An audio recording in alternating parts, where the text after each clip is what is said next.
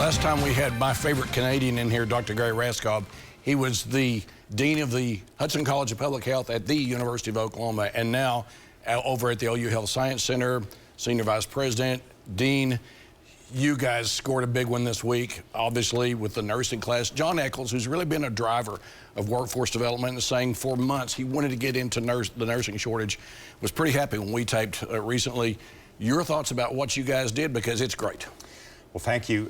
You know, for our viewers to know, we have a serious crisis in terms of nursing. If we look at nationally, we have a major shortage. Oklahoma has about 700 nurses per 100,000 people. The national average is about 1,100 per 100,000 people. Expand that to our population, we're more than 15,000 nurses short in our state to meet the needs of our healthcare system.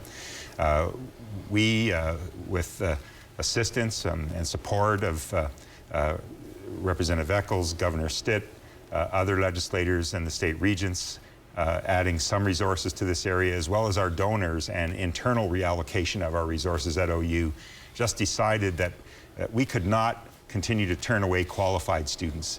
Each year in the United States, there are about 80,000 students who want to go to nursing school who are turned away, who are qualified because these schools don't have the faculty, the staff, the resources, the equipment. And so we were turning away over the last couple of years more than 200 students who otherwise would have been qualified to come in. We looked and said, we need to do more. We need to make sure that we accept all qualified applicants. And so for the fall of this year, we decided we're admitting all qualified applicants. And the impact of that is we're really taking about 200 more students over a 2-year period. That'll double our graduates.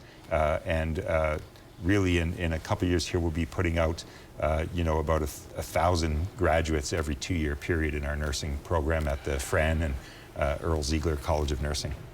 All right, so a lot of nurses, a lot of doctors. There was a lot of people upset with the way the state handled the pandemic. A lot of people left those industries. What are you doing to attract people back into those industries and moving forward so that they want to make careers in this? Right, a great question. Multi-pronged strategy to address that. One is, of course, increasing the graduates, the pipeline of new people coming into that area. But we also have to take care of the existing workforce and do things there. We have at OU strong online programs to help people with degree completion and advancing their credentials for further career development so that they can continue to develop their careers. And just over the last month, OU Health, our partner in the health system with the university, invested $25 million for recruiting and retaining nurses in the system, because this pandemic has really brought to a fore the challenges that they face every day and our challenge with nurses. We've got about 45 seconds left. If you're talking to Oklahomans, you saw what happened this week.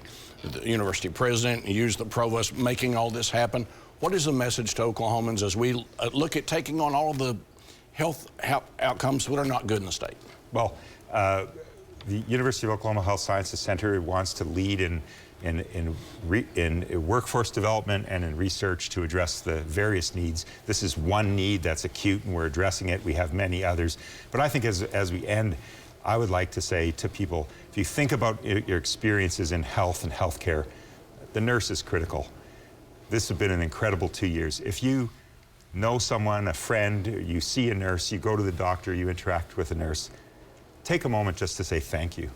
Thank you to these nurses for all they do each and every day for us, for our health. They'll greatly appreciate it. Okay, so from the Mitchell House, thanks, Liberty. That's mine. Okay. So thank a nurse. See this again at news9.com/your vote counts, and follow me on Twitter @MitchellTalks.